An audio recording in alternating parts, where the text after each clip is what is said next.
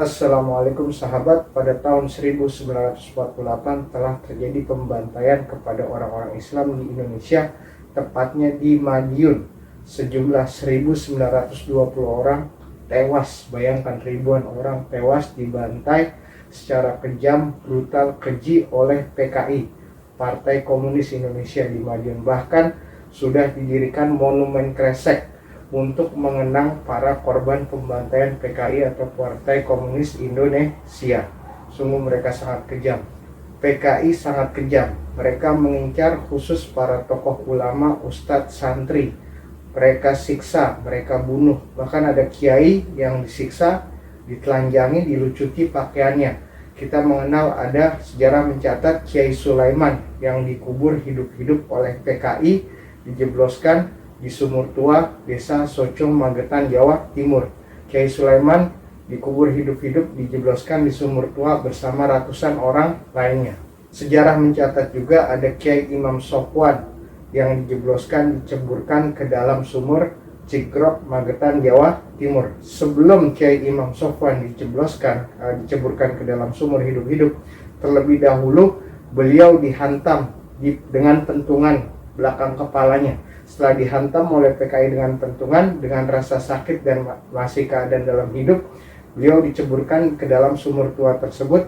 Bahkan ketika itu ada yang mendengar beliau mengumandangkan azan ketika masih dalam sumur tua tersebut, sampai akhirnya beliau meninggal dan menghembuskan nyawa terakhirnya. Dan juga ada Kiai Zubair dan Kiai Bawani yang dibantai juga dengan kejam oleh PKI di sumur tua Desa Kepuh Rejo.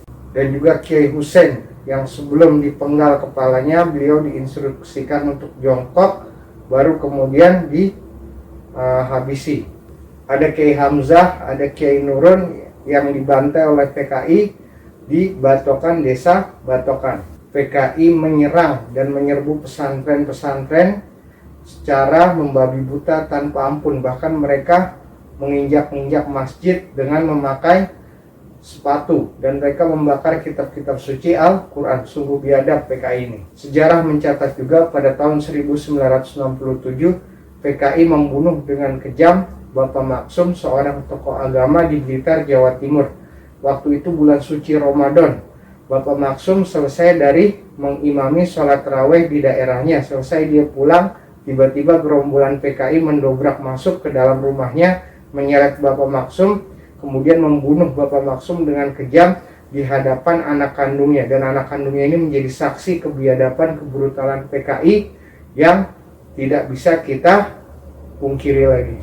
Wahai sahabat, ada ungkapan bahwasanya sejarah bisa berulang. Jika nanti ada satu pola atau fenomena di masa depan di mana ustadz, ulama, kiai dibunuhi dengan seperti itu, maka waspadalah, bisa jadi ideologi PKI hidup lagi. Saya sebagai warga negara Indonesia menolak lupa sejarah kekejaman PKI di negeri Indonesia ini.